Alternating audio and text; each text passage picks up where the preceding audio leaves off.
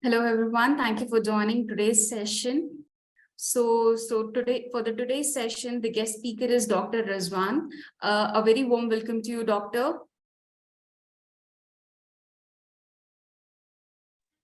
Okay. Hi, Can you Doctor. hear me clear? Yes, Doctor, you're audible. So, to all the joinees who are not aware about what is Inspire IMG, Inspire IMG is a free platform that connects all the doctors all over the world. Probably we focus all doctors who are looking for an IMG pathway. We probably connect a session where we invite senior doctors on our platform and they share their journey so that it makes junior doctors' life easy and they understand the working of different countries. So for today's session, we have Dr. Rizwan Qureshi with us, who will be sharing his journey as an IMG to Australia. So I'm very much excited to host the session today with you, Doctor. And to introduce Dr. Qureshi is an emergency consultant in Sydney, Australia. Doctor is also a director of emergency focus. Doctor has done so many videos on IMG pathways. I was really impressed the way he is explaining all the small parts, which is very helpful for the doctors. And to be very frank, when I understood the IMG pathway, because seeing of your videos has made me understood the IMG pathway to the Australia. So it's an honor to have you as a guest speaker on our platform today. Thank you very much, Dr. Kaniga. And first of all, my apologies. We've been trying to organize this meeting for a long time. And this apology is for that long time.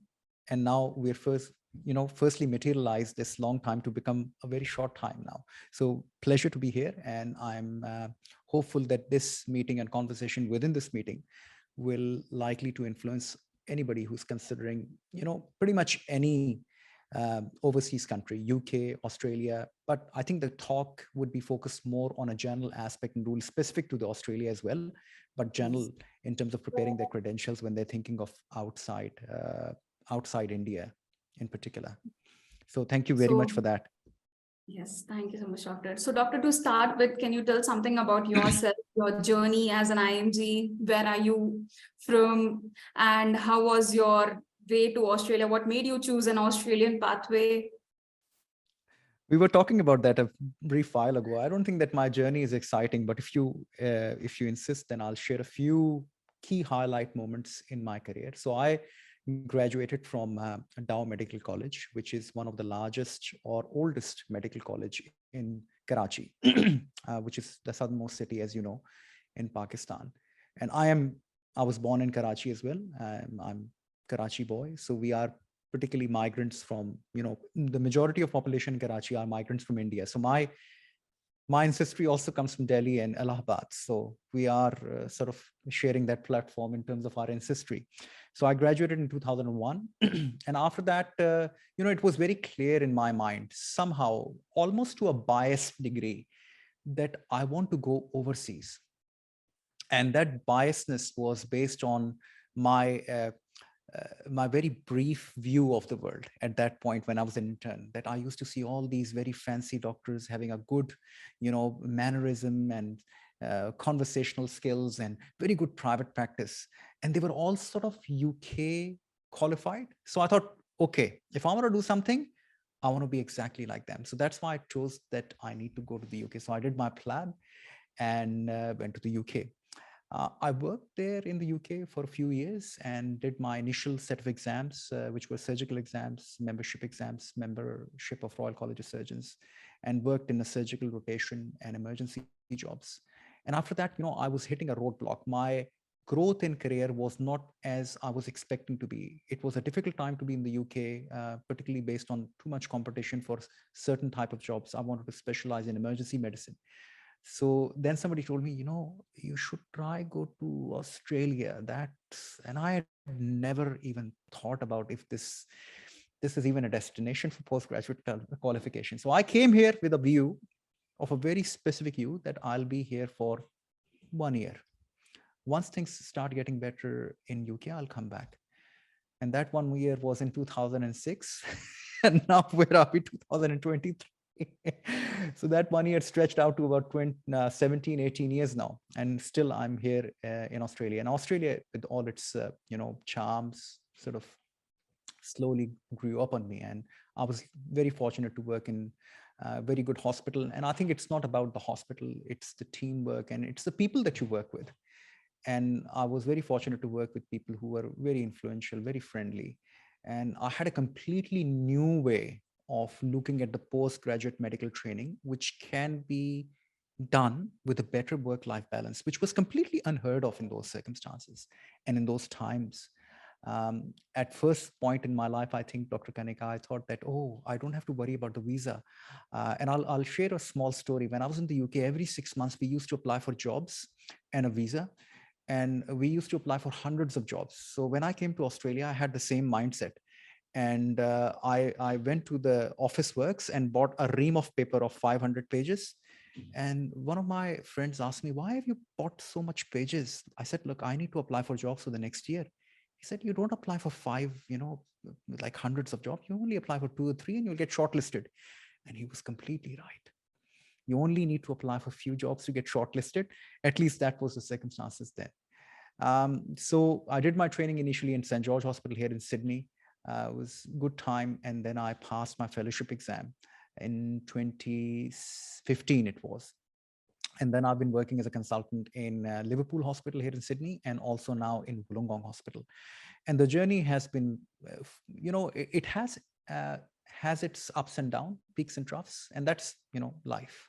I don't think that you can purely define somebody as an embodiment of success or purely define someone as, that everything's went just rosy and everything was just right moment at the right time. I don't think that those things really exist in a real sense of the word. You have to have a certain degree of unsuccessful or failures even to amplify your growth. And I think that's what the whole life is punctuated with: failures, set of small successes, and then moving on from there. So I'm in happy medium with a good work-life balance, and I'd like to influence the same kind of journey for other IMGs.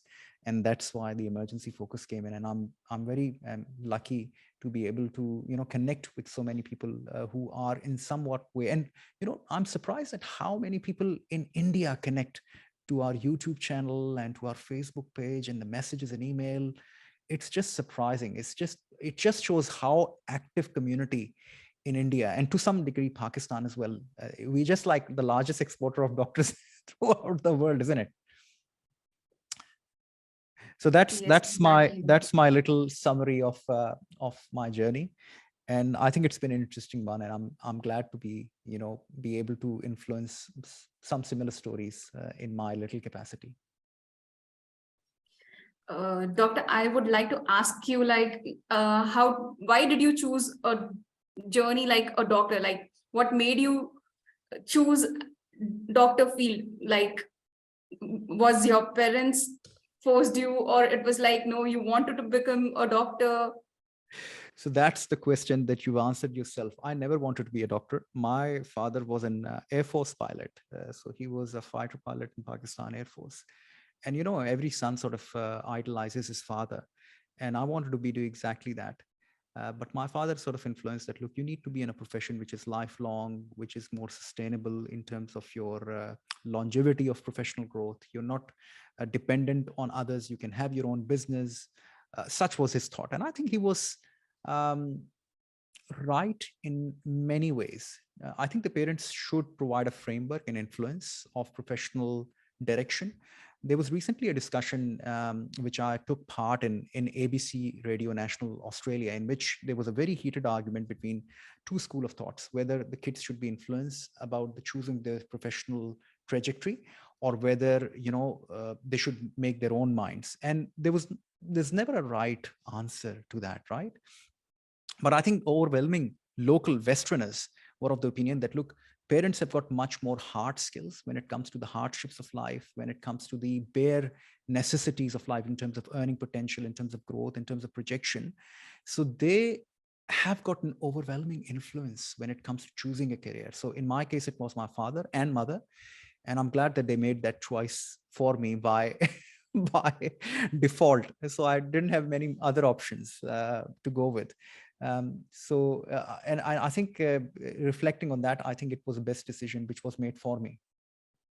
And I think within that decision, I was further able to finesse that decision, like choosing to be an emergency physician, and plus, trying to work on several other interests, which I would have perhaps never done. Being able to have a YouTube channel, having able to have a business and such other, hobbies. Such an amazing journey, Doctor, you have. So we'll start with the session today, like the main topic for today's session. To start with, Doctor, could you please give an insight about what are the benefits if any Indian doctor chooses Australian pathway? Like if they want to do the post-graduation in Australia, what is the process and what will be the pros and cons of it? Okay. So, Dr. Kanika, let's talk about the benefit first, because I think that's the ethos of whenever you choose whether you want to go to the UK or Australia or America. What does Australia offer so uniquely about its own postgraduate training in terms of salary structure, in terms of work-life balance? So I think I would like to highlight the many benefits, and many of the pros and cons are somewhat personalized as well. But for me, as a general rule, there are three key benefits. And one of the main benefits, I think, is better salary. And, if you look at GMOs in the UK or in the US, the salary is somewhat half of what they're expected to get in Australia. So the starting first-year resident or even an intern would start off with a salary of 80,000 to about 120,000 Australian dollars per annum, which is a very good salary to sustain a life here in Australia and even capital cities. And as you know, that Sydney is perhaps one of the most expensive cities in the world. But even with this salary, you can have a reasonable life with a family, not only for yourself, but also you can provide for some necessities for your family back home, which most of us IMGs do. The other second part is very well supervised training. I would like to emphasize the point of supervised. Like I've had an advantage of working in the UK and Australia. And one of the things which I was pleasantly surprised is that even as a junior doctor, like an intern, how much consultants are involved in the day-to-day running of their own department. Like interns and the residents are actually approaching the doctors directly. They must run by their patient by the consultants in terms of assessment, in terms of management. So they feel very well supervised. There's no decision that you're taking independently, but all of the decisions are made cohesively as a part of a teamwork. So the learning seems to trickle from the great minds to the young inquisitive minds, so as to say. So the whole training is based on that very key fundamental principle of supervised structured of training. The other thing I'd like to say is there's, the work-life balance. And as I was making a few notes of that, when I was in the UK, the life got to a point where it was getting very challenging. You're applying for jobs, you're applying for visas, you're changing homes every 6 months to 12 months. When you're at work, you're very busy, overwhelmingly busy. Like, it would just destroy your soul. You're that much busy. And when I came to Australia, I wouldn't say that this is not a busy country at all. This would be wrong in saying and painting that way. It is busy, but it is organized at the same time. So I had a breath of fresh air that, look, you can be busy, but you would be able to assess your patients completely. You'd be able to spend time with your patients and develop that, relationship. Also, when you come back home, there's still plenty to enjoy. You've got good enough salary to go outdoors and enjoy your life, send money back home. You've got outdoorsy kind of activity here in Australia. So the weather is good. And that can be influenced, obviously, from the work-life balance point of view. And also, I think every work that you do in a hospital seems to be rewarded. So if you're working as a junior doctor and you had to stay back because the hospital is very busy, you're ending up finishing up some discharge paperwork, or you're finishing up some note, you get paid extra for that, which was completely unheard of in the UK system. I'm not sure about as much as US system, but I'm pretty sure that that's exactly the same. You get a ballpark take home salary, but the concept of overtime is very limited. But here the overtime was paid quite significantly. So I think these three things, in terms of salary, in terms of well supervised and structured training experience, and work-life balance, are the three most important things. And if you summarize and focus that to one key point, you end up having a training which is world recognized. So you can go anywhere, just like as you in UK, you can go back to India, you can go back to Pakistan, you can go to work here, from here to the UK or Middle Eastern countries, Canada. So your training, your examination, your diplomas and degrees are well recognized throughout the world. So I think for IMGs, it's always a win-win situation when they get into some sort of a structured training and life, which can provide that without much harm to their own personal well-being. That is something which has occurred to me. Obviously, I didn't choose Australia as primarily my destination. This was something which I realized when I worked here, and I've now been working here for about 17 years now. That's great, Doctor. So, Doctor, what are the different pathways for IMGs in Australia? So, specialty-wise. Yeah, so if you talk about pathways, I was thinking about that I would like to concentrate on four main pathways. So first pathway is what we call a standard pathway, which is by the route of AMC1 exam and AMC2 exam, and then you apply for limited registration or provisional registration if you pass the AMC exam, and then apply for a jobs, get an interview, and get a job. The other pathway is called a competent authority pathway, which is for the doctors who have qualified in the UK, US, Ireland, Canada, New Zealand, and some other offshore UK universities in Bahrain, Middle East, and Canada and the US. And plus the IMGs who have done PLAB exam of the UK, plus spent 12 months in the UK.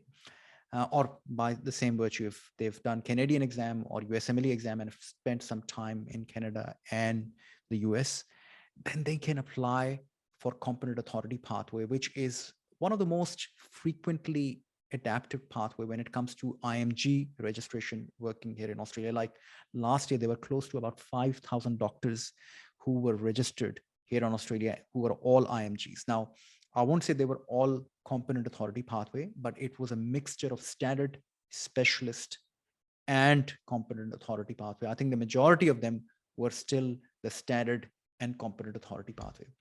The third pathway, Kanika, is what we call here as a specialist recognition or specialist assessment pathway. So if somebody's working, has completed their MD in some special field of medicine, like respiratory medicine or cardiology, or if they've done an MS system in orthopedics, or they're working as special, plus on top of that, they're working as a specialist for at least 3 years in their own country, like in India, then they can come here as a specialist. They don't have to do any exams. They have to apply for a college. The college will give them, a status, whether their training and their exam is fully recognizable, or it's partially recognizable, or it's not recognizable. So they can come and work here as a specialist in either area of need or working independently as a specialist. So that's the third pathway. And the fourth pathway is quite niche, what I call pathways for the GP. It's not really as a pathway, but really there has been so much deficiency of GPs in Australia, because Australia, as you imagine, is a big country. And, the population is mostly focused around the coastal town, but there's mining towns which tend to be inland. Okay, so you've got Broken Hill, you've got Queensland mining towns, which are all far away from the coastal towns. And these mining towns could have populations of, few thousand people, and they are serviced by doctors. And, doctors predominantly who are in Australia don't like to go and work in those mining towns. They don't want to work in the regional towns. So the GPs have now been especially invited through multiple different routes. In fact, all of those routes, they can come via the AMC route, they can come in through the specialist recognition route. And they've now created two special routes called PESCI pathway, which is like you do an interview. And if you passed an AMC part 1, you do an interview, you're selected, you tend to work in a practice. And recently, I don't know if you've heard that MRC GP International is now been recognized for the doctors to work here in Australia. So that's again a huge advantage for the GPs or people who want to work here as a GP. Now, needless to say, GPs who are thinking of coming to Australia, they must be very good GPs, and they should have a good and broad skill set. Not only in terms of patient assessment and management, they ideally should have some procedural skills, because they would be initially accommodated in regional towns and rural towns where they're doing a lot of stuff. They're doing suturing, they're doing wound management, they're doing a bit of mental health work, they're doing medicine, they're doing small, even procedures. So these are very skilled GPs who are required here. So they should have a good level of clinical experience and procedural skills when they're coming or thinking of coming to Australia. So these are the four most common pathways for any doctor wishing to come to Australia. Before we go to the next question, Doctor, I would like to ask you, why did you choose emergency medicine as your pathway? Because our next question is related to it itself. So I want to know your story first before we go to that particular question. Yeah. So I'd like to tell you're asking me a story, and I'd like to reply or answer your story with a story. So when I was working in Pakistan, I was in final year medical student, and I still remember that story quite vividly, quite clearly. We had no formal rotation to emergency department as a part of our medical student days. We would get rotated to medicine, surgery. We'd go to other subspecialties of surgery and medicine, psychiatry, dermatology even, but not emergency medicine. But we as a bunch of students influenced our postgraduate medical education department to actually have us rotated through one of these departments as well. So anyway, we got to attend to go to emergency department. Now, I'm talking long time ago. I'm actually talking about now 1999. So when I went to emergency, it was just truly overwhelming, the environment. Everybody seems to be doing their own thing. It was a complete chaos. There were a bunch of doctors who were sitting on the desk. There were patients coming in through one end and then leaving through one end. And in the midst of all that chaos, there was like a huge hue and cry. I don't know what happened. Like, there was a patient being wheeled on a wheel cart, as oh, doctor, come and please attend to this patient. Now, this was a very young man. He must have been in his 20s or 30s, maybe late 20s, early 30s. And I was there, and they thought I'm a doctor. I said, doctor, please have a look at him. He's had a fall. So the casualty medical officer came over. He said, I'm a doctor. I will help you. Tell me what happened. And he said, oh, doctor, he came home, and he realized that there's no electricity at home. So I need to climb up to the electricity pole, and we call it kunda. We actually connect illegally the electricity with a set of wire and connect to the when the electricity is not coming in one phase, they tend to shift it to other phase manually. Yes. Like, honestly, it's like a suicide to me. Anyway, so this person was doing exactly that. He was shifting his house electricity to another phase by using this electrical contraption. And obviously he got electrocuted. And from that height, he had a fall onto a concrete road. And so he was brought in. It didn't look like he had sustained any major injuries, but obviously he was completely unconscious. He was unresponsive. The casualty medical officer did a very unique thing, which I still am perplexed as to, why he did that. He put his hand in his pocket and brought out a cotton roll. And he opened the eyes of the patient and flicked the cotton bud onto his cornea. He did it on one side, he did it on another side. He was checking for corneal reflex, like blinking reflex. And then he said to the patient's relatives, unfortunately, he's passed away. And even though I was like a third or fourth year medical student, I was like, that's it? That's your resuscitation? Like, you're not going to do anything? Like, no CPR, no airway management, no ECG? Like, this guy's been electrocuted. He might be in VF or VT. Who knows? Like, are we not going to do anything? So that really moved me a lot. And then when I did my internship and I was rotating through medicine and surgery, In Pakistan, all medicine and surgery, I say, is emergency medicine, because patients often tend to present very late in the course of their illnesses. There's no concept of preventative medicine. It's all acute medicine. So they would come in with a head injury. They would come in with a malignancy presenting with the signs of raised intracranial pressure. They would come in with a heart attack on the background of uncontrolled or misdiagnosed or undiagnosed diabetes. So, and plus there was no structured training pathway of emergency medicine in Pakistan at that point. So that's what made me think that I think I would like to work in a specialty which has never been, realized as a true specialty in Pakistan, because there's a lot to be done, and there's huge amount of work that needs to be done, and the complete mindset and culture needs to shift. So that was my influence. I know it might sound like a very, very boring story to someone, but that was my trigger, knee-jerk reaction to choose emergency medicine at that point. No, doctor, your story was really inspiring, but it also brings goosebumps to me. So to shift with anyone who's looking for becoming an emergency medicine in Australia, which are the exams they should take and how is the pathway for them? Yeah. So look, I mean, if you want to come and train as an emergency doctor here in Australia, there are, I would say, two main pathways. So the first pathway, as I said, is a standard pathway in which you're a foreign medical graduate or an IMG from India, and you come and do the AMC part 1, and then you do an AMC part 2, or you do a WBA program. So in Australia, you don't have to do an AMC part 2 to get a job. You can get a job straight after AMC part 1. And then you can eventually choose to do a WBA program. In fact, lots of trainees who are working in the hospital where I work from India and Bangladesh are choosing predominantly this route. They do AMC1 and they get selected in the WBA program. They don't have to do an AMC2, but some doctors are actually doing AMC2 as well.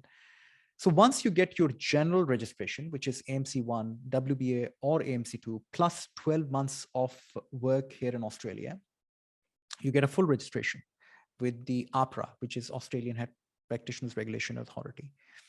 And then you can apply for an emergency training program here in Australia. So emergency training program is divided into two main sections. First section is called a provisional training, and the next session is called an advanced training. And I'll come and talk about that a little bit later. The other pathway is you come as a specialist. So you've been working in the UK, US, Canada, you've completed your advanced training in there, you've completed the fellowship exam or a board exam equivalent in the US or Canada, then you can come work directly as a consultant, obviously after a brief period of supervision. So there are these two main pathways. Now, I think your listeners would like to know what is the structure of emergency medicine training program here in Australia. So the structure of emergency medicine training program is quite simple, really. And it aligns very closely with the FRChem program or UK training program. So there's a provisional year, which is 12 months. The essential requirements to get into the provisional year in emergency medicine training is that you complete at least an internship and at least 2 years as an RMO, one of which would be RMO year 1, and the second one would be senior RMO or RMO year 2. It doesn't really matter what you do in those 2 years or 3 years if it's applicable to you, but I think it adds a lot of weightage on your application if you've done emergency medicine, if you've done ICU, if you've done anesthetics, if you've done medicine and surgery. Even if back home in your country, it just adds so much value to your CV. Once you've got those credentials, that you've got a full APRA registration, you've completed your AMC exams, obviously, and you've completed at least 2 years of that RMO level experience plus an intern level experience, then you can apply to the college to be accepted as a provisional trainee. The provisional trainee is just work in emergency medicine department. And it is an opportunity for a doctor to suss out what emergency is really about. So they tend to keep you in emergency. They encourage you to do a primary exam, which is based on basic sciences. So anatomy, physiology, pathology, and pharmacology, which is both an MCQ-based exam and a Viva exam. Once you've finished that 1.5 year of provisional training, and you've passed the primary fellowship exam, which is the basic sciences. And they're all basic sciences which are very clinically oriented. In fact, I would say more emergency oriented. It's not like very boring. The college had gone through a significant amount of upgradation, and it's now very clinically oriented and emergency oriented basic sciences. You're then enrolled into an advanced training. And advanced training is 4 years. And every year is, uh, different to the year before. You do, in this advanced 4 years of training, you do emergency component and non-emergency component. So emergency component obviously is an emergency. Non-emergency component tends to be, at least 6 months of critical care, which involves ICU or anesthesia. Plus, the other part could be in pediatrics or medicine, but there's so many other skills which are now built into the program. People choosing to go into simulation. They do an ultrasound term. Some people do an administrative term. So there are very dynamic other terms also available as a part of an advanced training. So after 4 years of completion your training, throughout each year, you're actually also doing work-based assessment, which includes, case-based discussion, direct observational or procedural skills. You're also doing shift reports in which you work as a junior consultant on the floor and manage the flow of the patient. So you can see it's a very engaging program. It really pushes you and engages you and tries to get the best out of you as a junior emergency consultant. At the end of the 4 year, or probably at about 2.5 and 3 year mark, you can be eligible to sit your fellowship exam, which is an exit fellowship exam. And that exam is both the written component and the OSCE component. So the written component is based on all the emergency core topics, and they can jump on the ASM website, Australian College of Emergency Medicine website, and see what the subjects and what the depth and information is there. And then they also do a Viva component or an OSCE component, which is a simulated component in which you'll be presented with a patient who's come up with an issue, and you help discuss an issue, you help manage the patient. There might be a resuscitation scenario that you sort of do in a simulated environment. One thing I'd like to highlight is that as opposed to the UK, Australian Emergency Medicine Training Program is for Australian trainees only. You cannot come here at this stage as as an outlier, like you're a doctor in India and you can come and do the Australian emergency or FACEM exam. You have to be pretty much part of the system. Having said that, there are some small programs like diploma program and certification programs that you can actually do in Australia, coming from outside. Okay. And there is also now they've introduced a short-term training pathway. So if somebody's training in emergency medicine back in India and they want to experience how, the Australian emergency medicine work, it sounds very interesting. I would like to gain some more skills. Maybe I would like to do an ultrasound term or toxicology term, or maybe I'd like to spend some more time in pediatric emergency medicine in Sydney Children's Hospital or Melbourne Children's Hospital or Royal Melbourne Hospital. Then they can come here for a period of 2 to 3 years as a part of their own training program, and then also gain experience. In fact, I should say that's the 5th pathway of coming to Australia, short-term training program. However, it does not lead into an eventually settling of Australia. It is only an experience pathway which you come here for about 2 or 3 years, and then you have to go back and resume your own program. So it's not leading to a permanent fixture here in Australia. It's only a temporary scheme. So as I said, yeah, it's a very robust program. It's a very engaging program. And there's a lot of say now from the college to ensure trainee well-being. So their well-being support structure. There's a lot of support now available for the exams and resources. There are courses available. So there's a lot of encouragement happening to influence people to really benefit from the emergency medicine. And I'd like to say one thing, which is very important.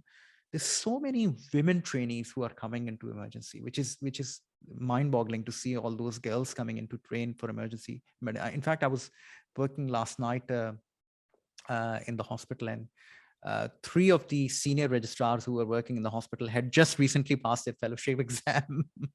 And I was congratulating them because they started as junior residents in the same department of ours. So it was very good to see them now in a very senior role.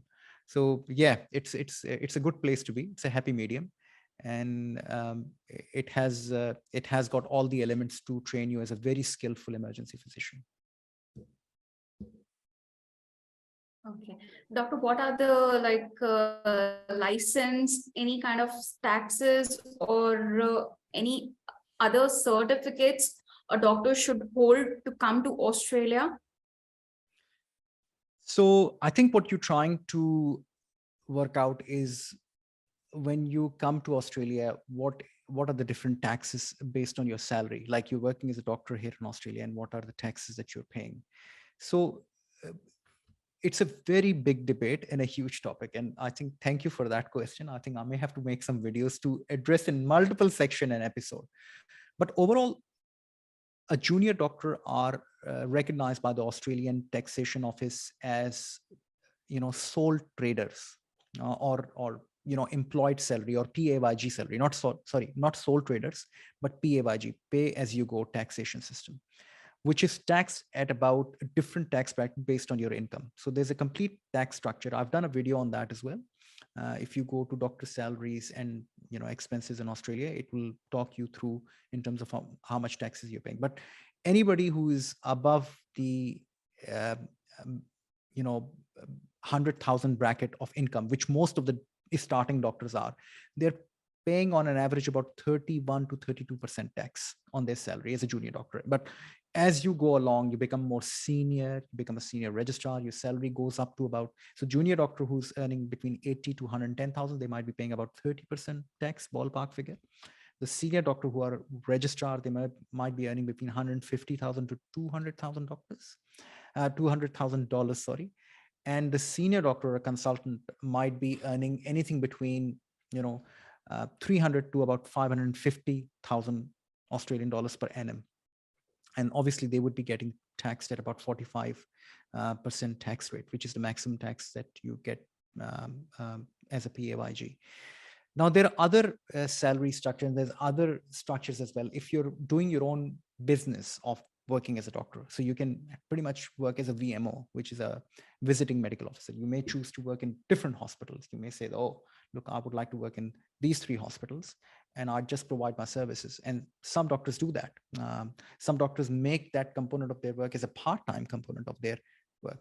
And you are then recognized by Australian Taxation Department as a sole trader, which are pretty much taxed at about 45% tax rate, because they tend to earn very good salaries on an hourly rate.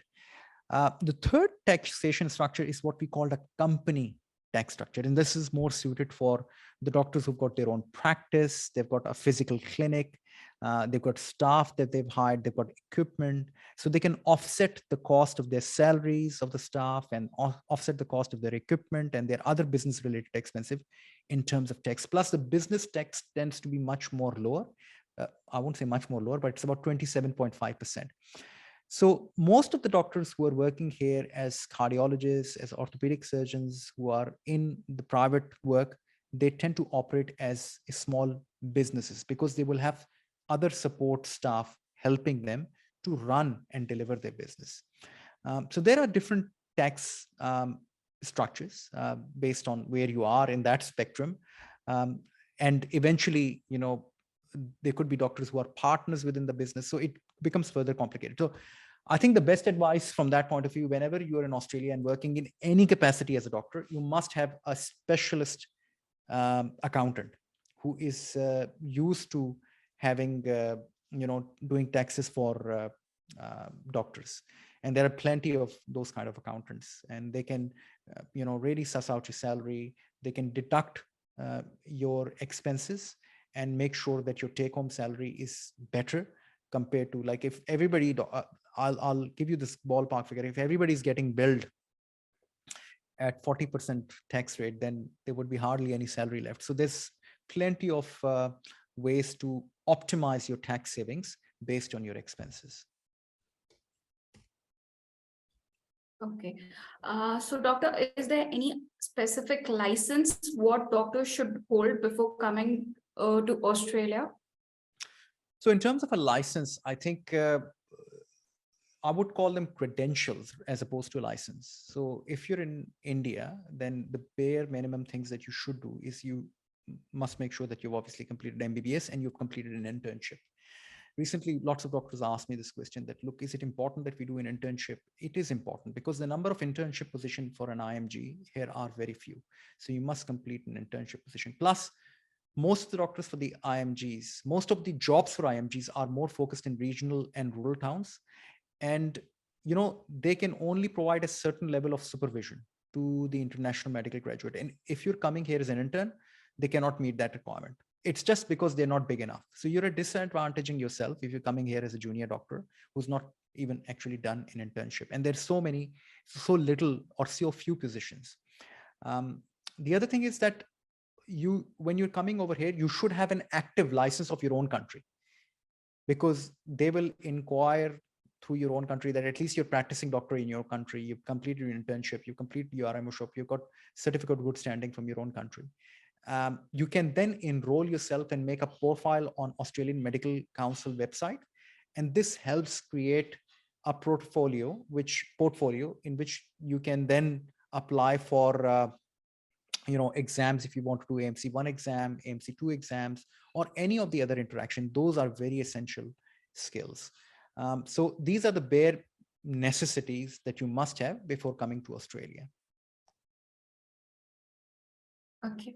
Doctors, do the doctors need LORs, like letter of recommendations also? And if yes, then how many letter of recommendations should they have? So this is a very good question, and it makes me very happy to answer this question. I used to have that many LORs or letter of recommendations, and I thought they're very important. So letter of recommendations actually don't work. They're not recognized. What you should do is have references. So whenever you're applying for a job here in Australia, the hospital will actually send electronic links to the references to fill out a reference report. So that reference report would be your consultant, giving you a reference in lines of communication, your procedural skills, your medical expertise, if there's any complaint against you. So references are more important. So whenever you're coming from a country, make sure that you have at least 3 active references who are good and efficient in terms of providing a reference. So if there's a shortlisting, some of the jobs are actually calling for references earlier before shortlisting. Okay, and only when the references come good, they would shortlist the people. Or some of the jobs actually do the references prior to the interview. So it's very important to have the references done before you come to Australia, or have at least them mentioned, and make sure that they have got correct phone number, correct email details, and at least 3 references should be good. Okay. Thank you so much, Doctor, for answering all my questions. So would you like to give any last minute message to the doctor before we go to the Q&A section? Okay.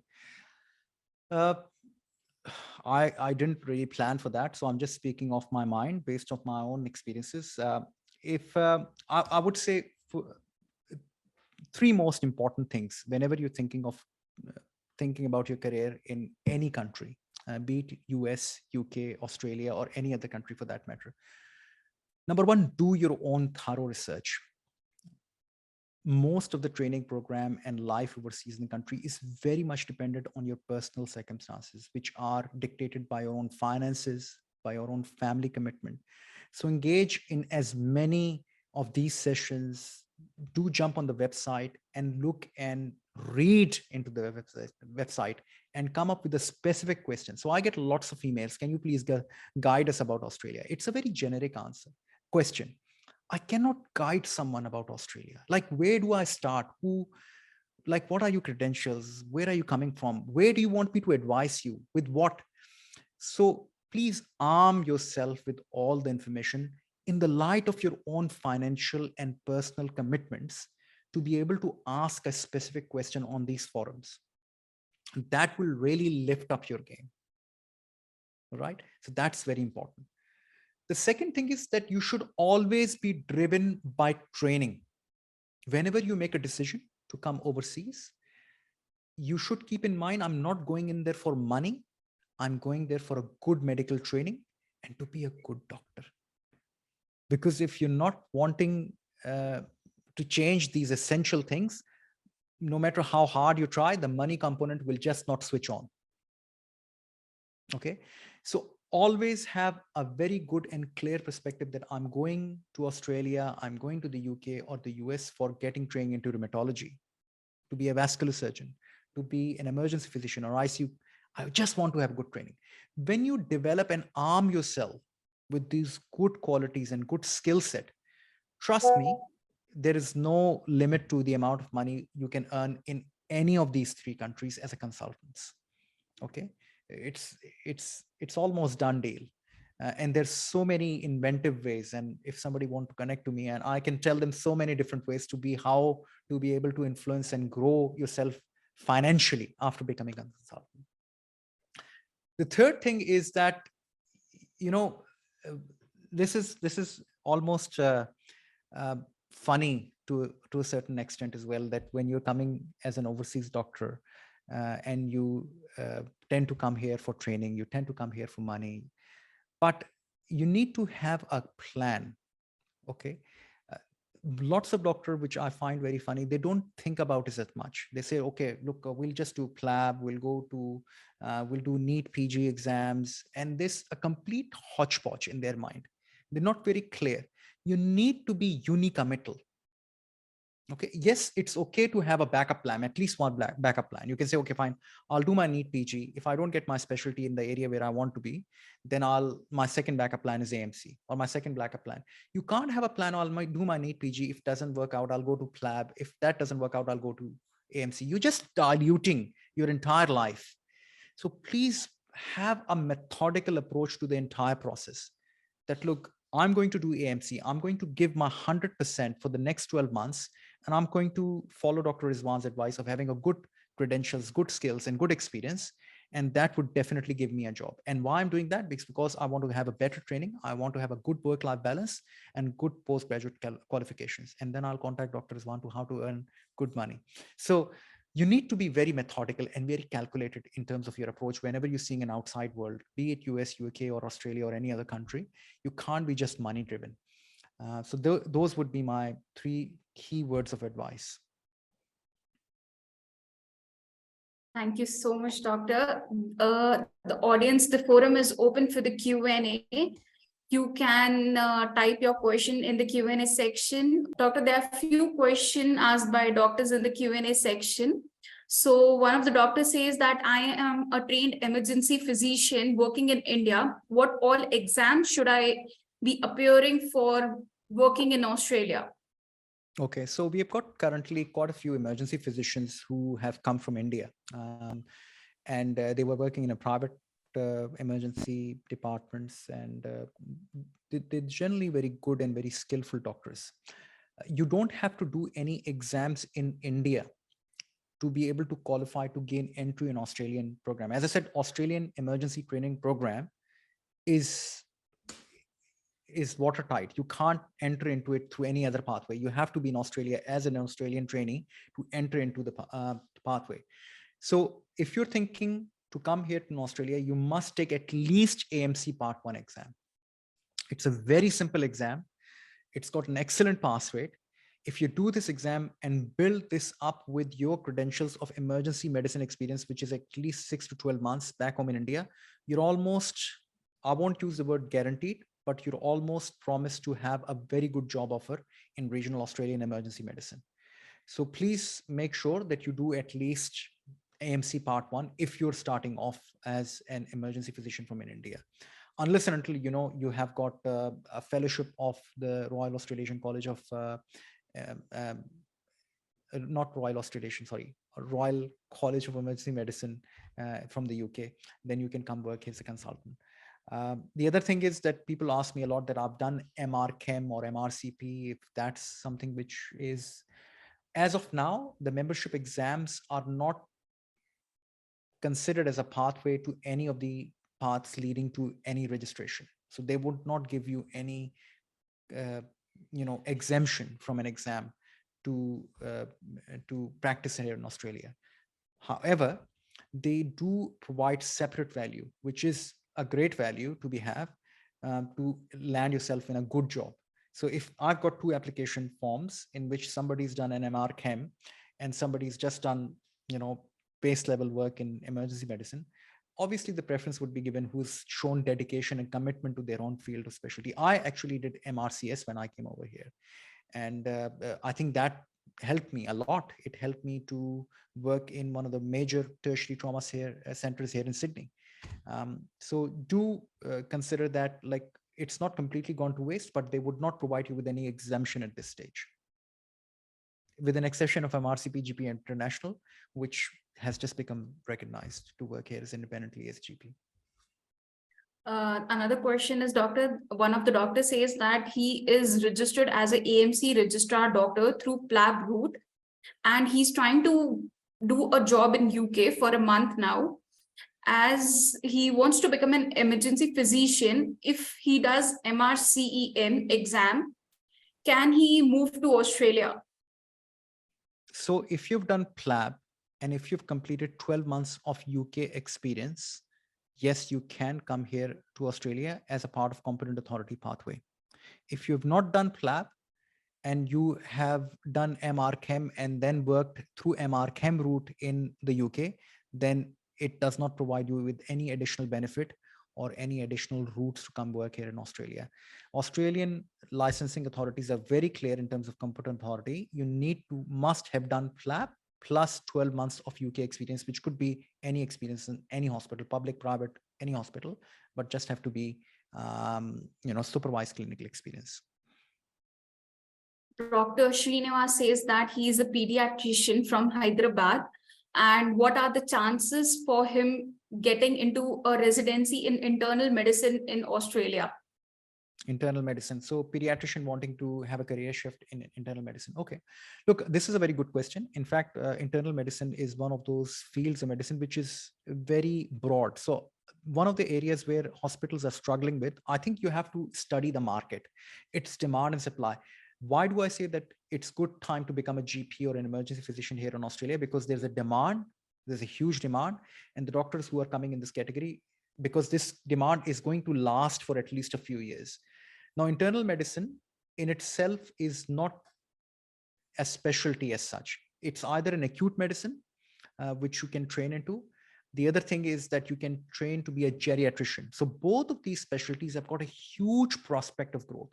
So recently, I don't know if you've been keeping up with the news, there's been a whole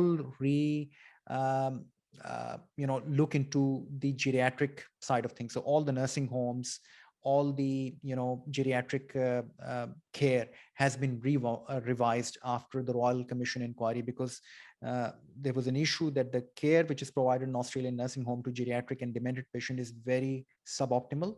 So they have come up with a series of recommendations. And one of the recommendation was to have a nurse 24/7 in all of the nursing homes. Otherwise, you cannot operate a nursing home here in Australia. The other thing is, in order to meet up some of the requirement, they are trying to bridge the gap. So they're trying to provide what they are calling a geriatric service, an outreach service into the nursing homes. So this means a huge potential and growth. In fact, in one of the hospitals that I'm working, they're announcing a geriatric outreach program, hiring geriatricians and geriatric registrar and geriatric advanced trainees to go and look into these nursing home patients, look after the acute medical issues. So there's a huge demand in terms of internal medicine. If you can focus yourself into acute medicine, which means all of the emergency cases which are medical, which could be a general medicine, are coming into acute medicine. So there's a separate training pathway for acute medicine or medical admissions unit, or you can specialize in geriatric medicine, which has got a huge potential of growth. The pathway for that would be, if you've done pediatrician, obviously you're changing the criteria at least to AMC Part 1. After AMC Part 1, you'll be eligible to apply for a job in Australia, get that job, and try do your AMC Part 2 or WBA. Once you've completed the WBA program or done the AMC Part 2, you'll get a full registration, which will open up this training scheme or medical training scheme. And you can train in acute medicine, geriatric medicine, cardiology, whatever it is, you can train in it. Obviously, some specialties are more competitive than others, but I think internal acute medicine and geriatric medicine are still very fair game. In fact, up until about a year ago, they were so desperate for doctors in geriatric medicine. They were saying, okay, fine. Look, you don't even have to pass the exam, the initial exam, just come and start working. Once you pass the exam, we'll formalize your structure. Before joining the training pathway, which is a 4-year training pathway for any of the specialties like geriatrics or internal medicine or acute medicine or cardiology, you must pass the fellowship of Royal Australasian College of Physicians, which is again a separate exam. It's a MCQ exam. It's a OSCE exam. So it's similar to MRCP, but obviously a bit more in depth. So be mindful if you want to train here as an internal medicine. This is at least the bare minimum that you should be doing. One of the doctor asked, like, how difficult is FACM exam, and what is an approximate cost involved for getting training in Australia? And also, will they be getting any salary during that training period? So quite a few questions. So number one is, how difficult is FACEM exam? It is a very subjective question. I won't say it's an easy exam. It requires at least 12 months to up to 15 months of preparation with your full-time work. And you need to be very specific when you're preparing yourself. You need to be exam savvy. Once you do that, you've got chances of passing this exam without any issues. So it's all about your planning. It's all about your, knowledge that exists and how you can build up a knowledge. Now, lots and lots of emphasis in all of the Australian exam, be it AMC clinical, be it fellowship exams of medicine, emergency medicine, critical care, is based on the core or essential knowledge, number one. Number two, your communication skills. And number three, you're able to produce all that information in a short span of time. So as in any other exam, your information and your knowledge should be presented in a very short span of time. So whenever you add a time element to any exam, that means you need to do a lot of practice. So if you dedicate at least 12 to 15 months of your time, go through a course, go through a complete study plan, then you got good chance of passing the exam. I don't think that any exam is tough. I never advocate and say that any exam is tough. I think the exam have got a different level of expectation, which is based on your own commitment to that exam. Number two, would you get paid for your training? Yes, of course you get paid. You're hired as a doctor, and you'll be paid, as I said, between anything between 80 to about 110,000 as a RMO, and about 150 up to $150,000 as a registrar. And so all the jobs as a trainee doctor are paid. There is no payment that you have to do to be trained in Australia. Once you've passed the essential requirement of AMC exams, then you get paid to work here in Australia and train at the same time. And it's a good salary. Thank you so much, Doctor. We have another 14 questions in our Q&A section. I would like you to just go through it once, and if you can just reply to the most important questions you feel. Other questions we can collect because we are running out of time. So all right, I'll just go through. Sir, when we are supposed to procure these references from consultants, you're doing first aid training in Australia. So references, obviously, if you're in India, you need to have your references from in India. And obviously, when you come to Australia, you can do clinical observerships, and then you can gain those references while you're doing the reference, like when you're working as a clinical observer here. So they help. Can you tell us about the provisional training after internship from India? Am I supposed to get an extra internship in Australia, a second year of our? No. Once you've done your house job or internship in India, then you get hired here as an RMO. That's as simple as that. You don't have to repeat an internship here. You get hired as an RMO. All of the IMGs here get hired as an RMO. But as I said before, it's very much advisable to at least complete 12 months of RMO experience in India, at least in emergency medicine or acute medicine. Can IMG get trainee position in any surgical specialty? Yes, you can. But then again, you have to have a certain aptitude. And plus, surgery is very competitive here in Australia.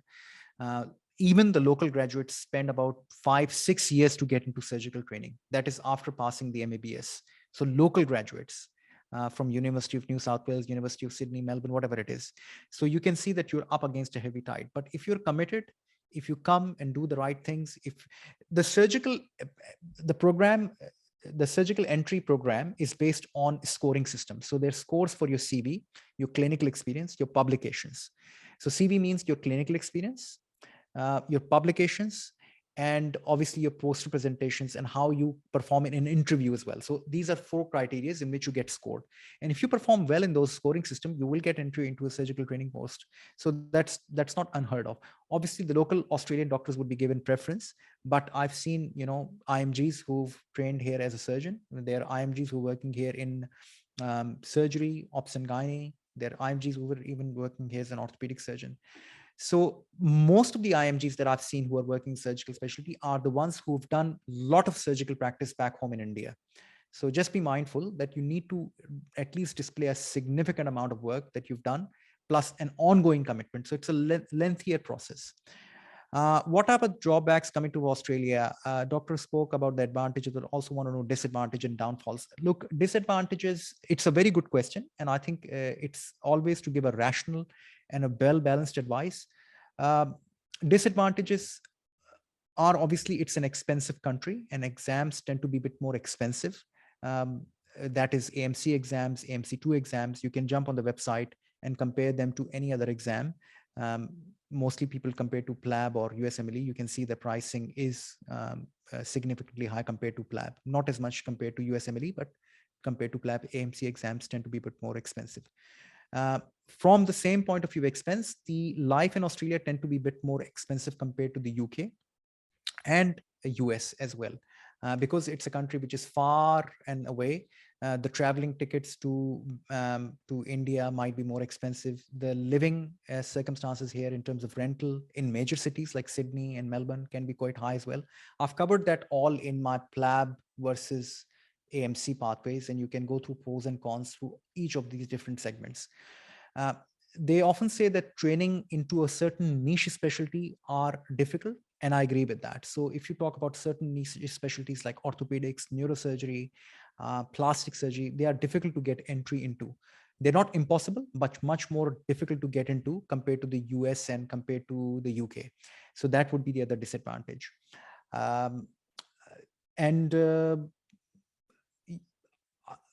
I think about 10 years ago, I would have said that culturally it's a bit laid back, but now there's so much cultural community here in terms of IMGs. There's a huge Indian diaspora here in Australia. Recently, your prime minister came over here and the whole of the stadium was filled up from that. So it's a huge cultural, significance. So you won't feel out of place because there's a huge Indian community here.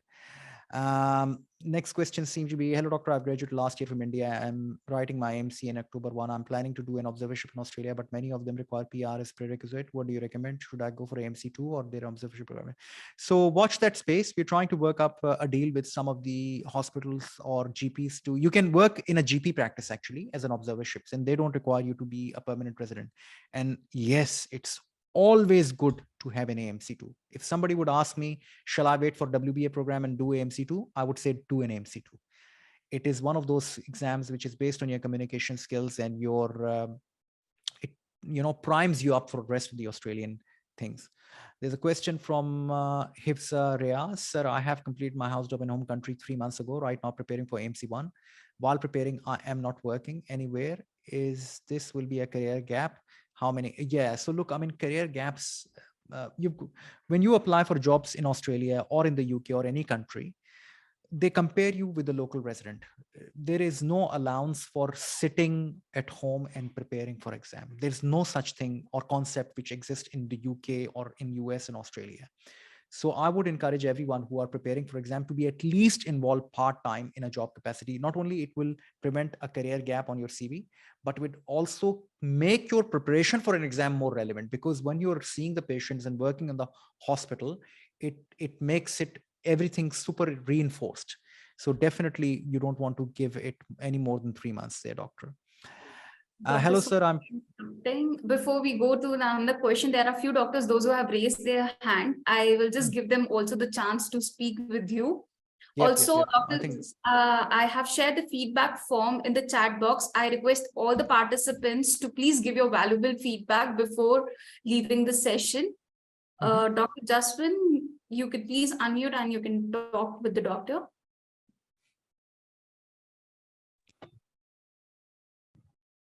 Hello. Hi, Dr. Jasmine. I think I know you very well. Yes, exactly. in so many times send a message to on Facebook or also try to contact you. Yeah, Yes, yeah, sure. that's why you remember me. Yes, Yes, yes, actually, yes. my question is the same time. My question is that because I did MD in the community medicine, but I'm working as a emergency senior medical officer and now registered in the emergency department for more than 6 years. I actually got a job last year as an emergency registrar in Mackay, but Mhm. because of not completed my English test at that time, so they hold my recruitment. So Mm. this year I again I'm trying to apply for that position also and also other position. But my question is that uh, because so many places I still got rejection as I have so many year experience. So my question is that is there same chances compared to last year, this year also? Look, right Because now, Australia is opening up for mass migration. And I think the migration seems to be more focused towards the acute specialty, acute medicine, emergency medicine, even ICU and general practice. So don't be super focused towards emergency medicine. If you can gain entry into the system, I would advise to gain entry into the system through a GP pathway. People can always switch. I've seen recently an orthopedic registrar who's working the system who started here as a GP. So if you're having trouble gaining entry into the system through a particular pathway or through your own specialty, it's always a good option to try some other specialty. Having said that, we didn't talk about that, but English requirement is important. So you must have an English requirement. Look, fairness in terms of job offer for various emergency departments is quite fair. Most of the emergency departments are now fueled by IMGs. They're all IMGs. So I won't say that they are disadvantaging you or being biased against you. They may not think that your interview performance was good enough. If you need some assistance with the interview, we can do one-on-one session. We can look into that to help optimize your CV. So there are different ways you can improve yourself if you've got enough clinical experience, but you think your CV is not primed enough, your interview skills are not good enough, but you need to get the essential right. So it means your English level test, your references, your interview must be top notch. And I hope it answers your question. I've got just few more minutes left. I've got to go now. I'll take just a couple of more questions and I have to leave. Yes, sure, Doctor. Dr. Iqbal, you can speak. I have given you permission to speak. Hi, good afternoon, Dr. Rizwan. How are you? I'm good, thank you, Jahangir. How are you? Good, good. Thank you. I've been working in Australia for some time now, about a few years. I was just wondering about the FACEM exam. Just in terms of preparation for a resident medical officer, is there any advice? How do we go about gaining that experience that we need before entering into the training program? So, are you a part of the training program or? No, Right I'm now just a general trainee in the ED as an RMO. Okay, all right. So look, I would suggest that if you are not yet joined the Australian College of Emergency Medicine, then do join the Australian College of Emergency Medicine as a trainee, as a provisional trainee. You would need to pass the primary exam, and locally in the hospital, there is what we call primary fellowship schools. So the consultant body over there would be helping you directly. There are director of emergency medicine training. There are director of educational training in the local hospital emergency department. If not in your own hospital where you're working, then in the region where you're working, and they're all Zoom connected or online connected. And you can join any of those programs, which will help you prepare you for your MCQ, and they will also help you to prepare for your vivas. So that is one thing which you can do. There are also, number of courses which are available in both from the point of view of primary. I won't say that you need as much preparation from the course point of view from primary. It's basic sciences, you can prepare it yourself. But yes, MCQ does need practice. However, you would need preparation for fellowship exam. But then again, there's a local fellowship committee in every hospital, in every large hospital. So it shouldn't be an issue when you join a training program. You'll get plenty of support from the college, plenty of support from your own local hospital and your DMTs. So should be easy. Thank you. Thank you very much for your opinion. Okay. I'll just take one last question and then I gotta go. Yep. Yeah. Dr. Ajay, you can speak. I have given you an access to speak. Hello, doctor. Hi, Jay. How can I help? Yeah. Actually, You had mentioned about emergency training program. So apart from emergency training program, if I am interested in any other internal medicine or any other programs, is it mandatory for provisional training? Like is the program required? Sorry, I didn't understand that question. No, Provisional training? no. Apart from RMO years, for every program, provisional training is there. Yes. So look, if you say, for instance, if you're coming here as an IMG in Australia, Yeah. you'll work 12 months as an RMO. And if you've done AMC1 and AMC2, by the end of the 12 months of supervised medical work, you should be able to apply for a full registration with APRA or journal registration with APRA, which is the first rate limiting step to join the training scheme. Most of the IMGs end up requiring 2 years before gaining the full registration with APRA. In these 2 years, they will have enough experience as an RMO1, as an RMO2, plus, pass their AMC2 or complete their WPA program, and then they'll get a full registration. Plus, it also gives you an idea how the local flavor is in terms of specialty, choice, opportunities, where do you want to live and stay. After that, you get directly taken into the advanced training position. So it works slightly differently between different colleges. For emergency medicine and ICU, it's a provisional year and a primary exam. For medicine, you have to do the full exam before being accepted into advanced training. Similar to the UK, you have to do full MRCP to be accepted into cardiology training or geriatric training or respiratory or renal training. Surgical programs are different. Their exams are more focused towards the end of their training period. They're called surgical. You get accepted in surgical training or set training. They're called surgical education training program, and their exam tend to be more at the end. Also with the GP, you do an initial exam for entry into the GP pathway, but it's not a fellowship exam. The fellowship exam in the GP tends to be at the final year of your thing, which is by the end of your 2.5 to 3rd year of GP training. The GP training program is only 18 months, so it's the most shortest program that you can have. Okay, thank you very much. I think the questions will just completely keep on coming. The session is I'm sorry, the session is short. We've been here for about an hour. But please send the questions to our social media handles. You can register to our Facebook page or YouTube page. I think I'm getting a lot of inquiries now. Most of the questions that you may have already been answered by the virtue of YouTube videos. So our channel is called Emergency Focus. So please find your answer there. Maybe Dr. Kanika can leave a link to our YouTube channel, Emergency Focus. And you can leave a comment, or the other thing is that you can always contact us through email, info@emergencyfocus.net, and I'll try to respond to that. I've got a system of responding to emails. But all the best, stay committed, stay strong, and I'll hope to, it's interesting, Kanika, that 3 of the IMGs that I helped from India throughout their phase in the last 2.5 years are working now with me in emergency department here where I'm working.